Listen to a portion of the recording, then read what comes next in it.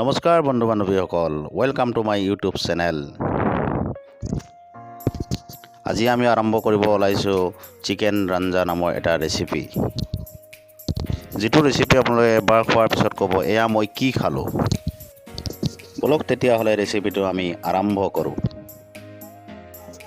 এই ৰেচিপিটো বনাওঁতে আমাক লাগিব পিঁয়াজ, শুকান জলকীয়া, টমেটো, আদা এডোখৰ আৰু নহৰু,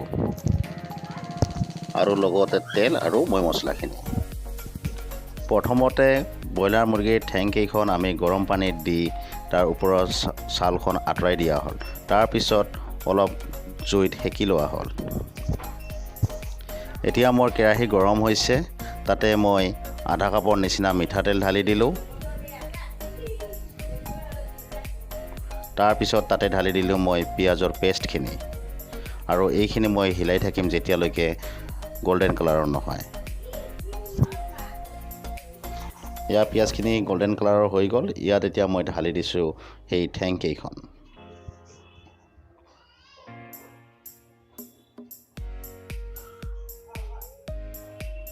আৰু এতিয়া মই লাহে লাহেকৈ ইয়াক লাৰি থাকিম।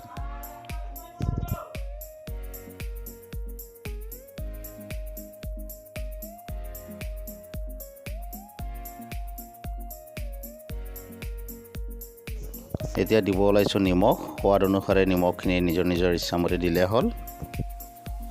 সৰু চামুচেৰে 1 চামুচ হালধি পাউডাৰ। হালধি পাউডাৰখিনি দিয়াৰ পিছত এবাৰ ভালদৰে লাৰি দিলোঁ। পিছত ডাঙৰ চামুচেৰে 1 চামুচ জিৰা পাউডাৰ আৰু ধনিয়া পাউডাৰ আধা চামুচ। তাৰপিছত ভালদৰে আৰু এবাৰ লাৰি দিয়া হ'ল, আৰু ঢাকনি এখনেৰে ঢাকি থৈ দিলোঁ। 2 মিনিট পিছত আমি ঠেংখিনি ওলাই ৰাখি আকৌ এবাৰ তাতে নতুনকৈ তেল দিয়া হ'ল, আৰু তাৰ লগতে আমি কেঁচা মছলাখিনি পেষ্ট কৰি থোৱা আছিল সেইখিনি দি দিলোঁ, যাতে ভালদৰে মছলাখিনি আমাৰ ভাজিব পাৰি আৰু কেঁচা গন্ধখিনি নোহোৱা হৈ যায় সেইকাৰণে।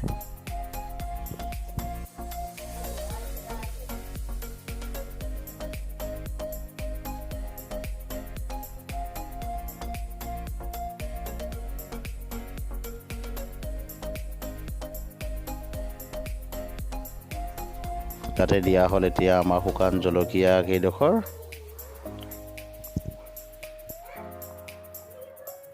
আৰু তাৰ লগতে দি আছোঁ এতিয়া কাশ্মীৰী ৰেড চিলি পাউডাৰ 1 চামুচ। ৰংটো ভাল হ'ব, কিন্তু জ্বলাটো কম থাকে। আৰু এতিয়া আৰু এবাৰ আমি ধুনীয়াকৈ লাৰি দি আছোঁ।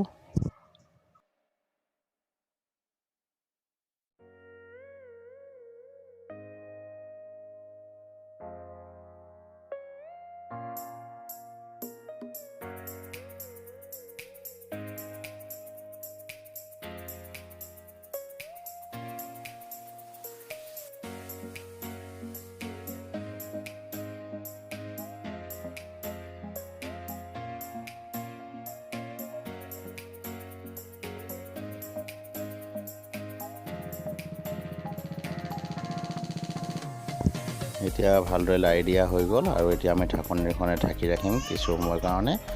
মিনিমাম 3 মিনিটৰ কাৰণে ৰাখিলে হ'ল, আৰু জুইৰ আঁচটো যাতে একেবাৰে কম থাকে, তেতিয়া বেছি ভাল হ'ব।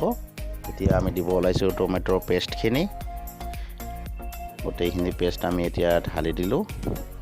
ঢালি দিয়াৰ পিছত এতিয়া আৰু এবাৰ ধুনীয়াকৈ আমি লাৰি থাকিম ভালদৰে, যাতে প্ৰত্যেকখন ঠেঙৰ গাত লাগি থাকে।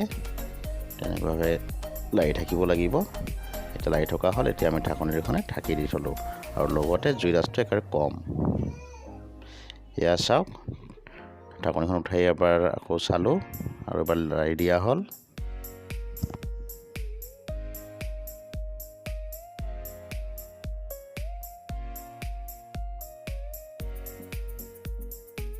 এতিয়া আমাৰ ঠেংকেইখন ভালদৰে ভাজা হৈ গ'ল। এতিয়া আমি পানী দিব ওলাইছোঁ। পানী বেছি নহয়, পানী 3 কাপমান দি দিছোঁ। পানীখিনিৰ কাৰণ হ'ব কি, মাংসখিনি ভালদৰে সিজিব, তাৰ লগতে মৈ মছলাখিনি ঠেঙৰ ভিতৰলৈকে সোমাব, সেই বুলি। এতিয়া আমি আৰু ঢাকনিৰে ঢাকি থৈ দিলোঁ। লগভগ 5 মিনিটৰ কাৰণে। এতিয়া চাওক ঢাকনিখন আঁতৰাই দিয়া হ'ল 5 মিনিট পিছত। আৰু এবাৰ লাৰি দিলোঁ, কিন্তু জুইৰ ফ্লেমটো কম থাকিব লাগিব, কম জুইত সিজাব লাগে, তেতিয়া খুব ধুনীয়া হয়। এয়া 5 মিনিট হৈ গ'ল। 5 মিনিটৰ পিছত আমি আকৌ এবাৰ ঢাকনিখন উঠাই ভালদৰে আমি হেতাৰে লাৰি দিলোঁ। এইকাৰণে লাৰি দিয়া হয় ঘনাই ঘনাই, যাতে মৈ মছলাখিনি তলত জ্বলি নাযায়। সেইকাৰণে আকৌ এবাৰ ঢাকি দিয়া হ'ল। এয়া চাওক ঢাকনিখন উঠাই দিয়া হ'ল, আৰু এতিয়া দেখা পাই আছে আপোনালোকে যে মছলাৰ ওপৰত তেলখিনি ভাহি উঠিছে, মানে বস্তু ৰেডি। এতিয়া ঢালি দিলোঁ আপোনাৰ গৰম মছলা 1 চামুচ, তাৰপিছত চিকেন মছলা 1 চামুচ, আৰু এতিয়া ধুনীয়াকৈ এবাৰ লাৰি দিয়া হ'ল।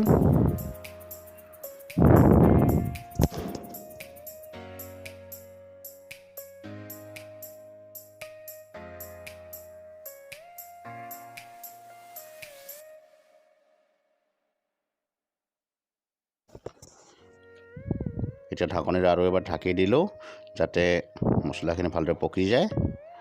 এতিয়া ঢাকনিখন উঠাই দিয়া হ'ল। একেবাৰে খমখমীয়া মাখনৰ নিচিনাকৈ লাগি আছে, গাত লাগি আছে ঠেংকেইখনৰ।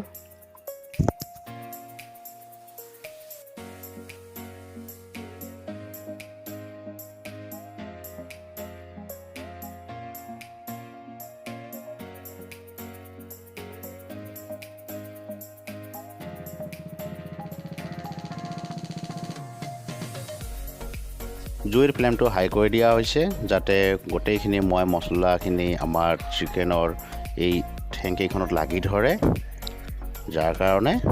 আৰু লাহে লাহেকৈ হিলাই থাকিবও লাগিব, নহ'লে আকৌ জ্বলি যাব পাৰে। সেইবুলি তাৰপিছত ইয়াক গৰমে গৰমে ছাৰ্ভ কৰক আৰু খাওক, আৰু ক'ব এয়া মই কি খালোঁ, এয়া মই কি খালোঁ।